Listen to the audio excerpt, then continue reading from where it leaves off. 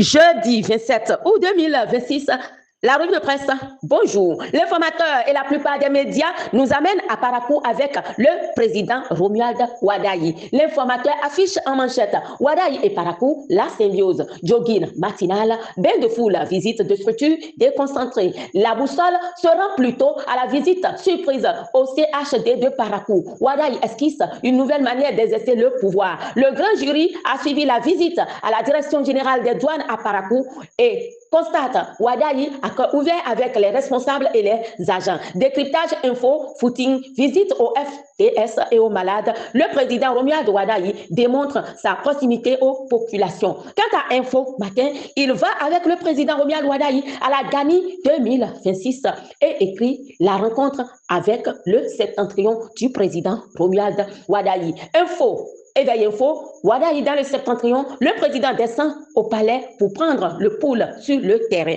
Cela permet au matinal de déduire Wadayi au contact des populations, des gestes simples, une proximité renforcée. Gani 2026, National News 24 remarque au cœur de la Gani 2026.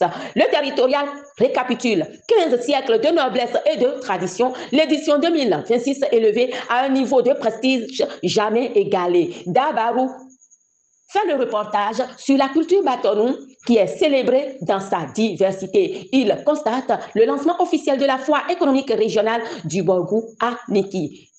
Abdoulaye Biotchadé était aussi à Niki et l'emblème du jour l'a suivi, Biotchadé à l'écoute des artisans à Niki, foire régionale de l'artisanat. Matin libre a un autre sujet, c'est un rappel. Rekia Madougou, 2000 jours de détention. Le territorial informe recrutement de 150 fonctionnaires des douanes, les candidats de la liste d'attente convoqués pour ce vendredi. Éveil Info sur le même sujet, douane, 23 candidats de la liste d'attente convoqués. Pour le défi, le concours de recrutement de 150 fonctionnaires des douanes, les candidats sur la liste supplémentaire déclarés admissibles. Et l'emblème du jour, des candidats de la liste supplémentaire déclarés donc admissibles. Amis de la plume et du papier, fait de société avec le grand jury. À Cotonou, précisément à Kindonou, un nouveau-né retrouvé abandonné avec son placenta. Éveil Info nous parle d'un autre phénomène qui le préoccupe dans le Borgou. Consommation de la chicha dans le Borgou. Le préfet Abdoul Chakoua Souma doit sortir l'interdiction des tiroirs. Sport, c'est Décryptage Info qui nous parle sport. Mathurin Téchascus, c'est l'ancien président de la Fédération béninoise de football. 8 ans de succès et un hommage vibrant de Porto Novo. Éveil Info parle de l'actuel président de la SPF, Marcelin Bokovet, focus sur ses défis. Et puis, homologation du stade de l'amitié, le journal questionne jusqu'à quand les départs seront-ils condamnés à jouer à l'extérieur.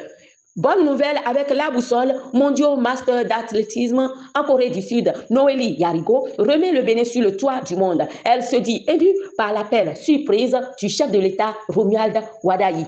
Et puis, allons en France avec le Parisien. Les confidences de Sophie Adenau depuis l'espace.